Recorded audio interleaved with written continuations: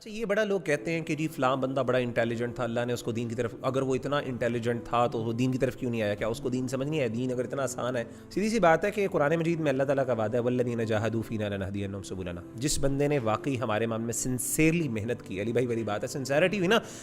جو حق کو قبول کرتا ہے، اللہ کہتے ہیں میرا وعدہ ہے لنہدینہم سبلنا، اس میں ایگزیجریشن ہے، اس میں یعنی ایمفسس ہے کہ ہم ضرور بضرور اس کو گائیڈ کرتے ہیں، یہ اللہ کا وعدہ، ورنہ تو آپ مجھے بتائیں کہ ٹیسٹ ہی ختم ہو گیا، ایک بندے نے پوری زندگی محنت کی حق کو پہچاننے کے لیے، وہ سنسیئر بھی تھا، اس کو حق نہیں پہنچا، تو قیامت کے دن وہ اللہ کو یہ نہیں کہہ سکتا اللہ میں نے تو کوشش کی تھی،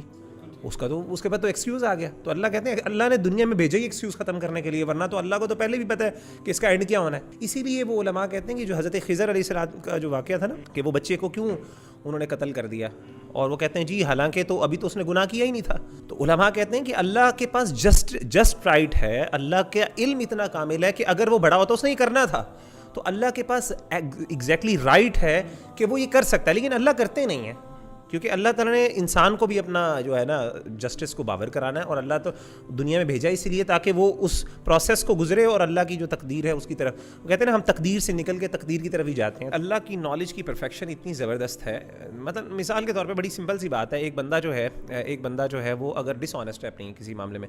تو اس کو ایک رائٹ ملتا ہے، ایک باس کے پاس رائٹ ہے کہ اس کو نکال دے، ٹھیک ہے نا۔ کوئی بندہ یہ کہہ سکتا ہے یار آپ نے کیوں نکالا ہے، ہو سکتا ہے کل کو یہ اچھا ہو جائے،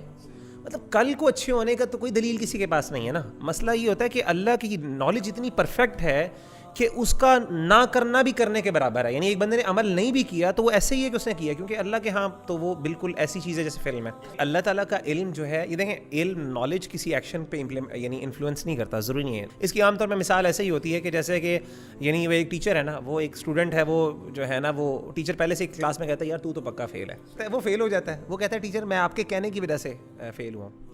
وہ ٹیچر کہتا ہے میرے کہنے کی وجہ سے، وہ اس پہ کچھ کہہ نہیں سکتا، کیونکہ اس کی وجہ یہ ہے کہ ٹیچر کا ایکسپیرینس تھا،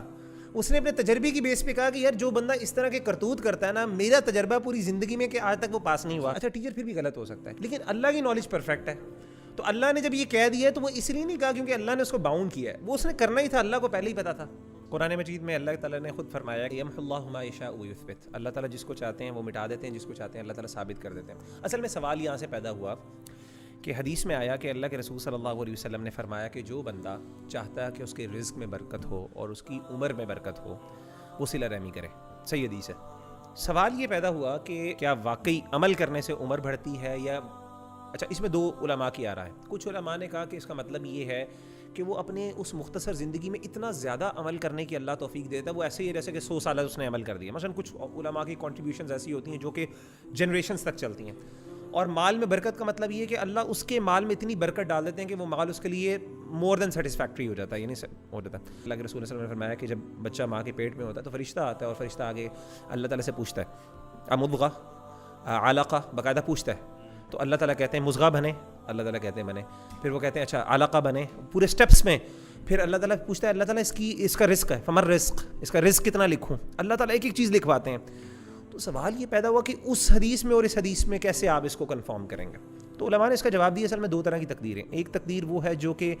ہے نا اللہ نے لکھ دی ہے اپنے لوح محفوظ میں، وہ تو اٹل ہے، وہ فائنل چیز ہے، لیکن ایک تقدیر اللہ نے وہ لکھی ہے جو کہ